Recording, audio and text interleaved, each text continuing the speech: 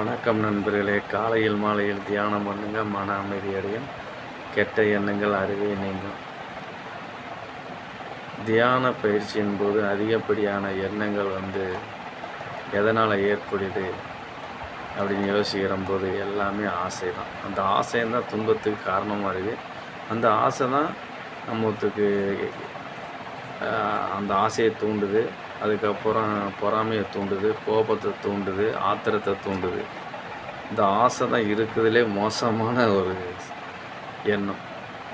இந்த ஆசையற்ற நிலையில் போயிட்டோம்னா உண்மையிலே அது ரொம்ப சிறப்பான ஆனந்தமான ஒரு எண்ணம்.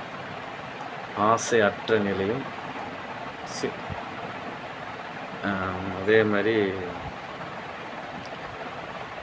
எந்த சிந்தனையற்ற நிலை, அப்படி ரெண்டையுமே நம்ம அந்த நிலைக்கு வந்துட்டாவே மனசு எப்பயுமே சந்தோஷமாக இருக்கும். ஏகாந்த எண்ணமற்ற நிலைக்கு மாறி அதுதான் சித்தர்கள் ஞானிகள் சொல்லி வச்சது இருக்குன்னு நினைக்கிறேன். அதனால் முடிஞ்ச வரைக்கும் ஆசை அற்ற நிலையால் உருவாக்கி கொள்ளுங்கள். ஆசை இருக்கிறதே ஒரு மனிதனை நிலையுலை செய்யக்கூடியது. சந்தோஷமான வாழ்க்கைக்கு தடை கற்களாக இருப்பது ஆசை தான்.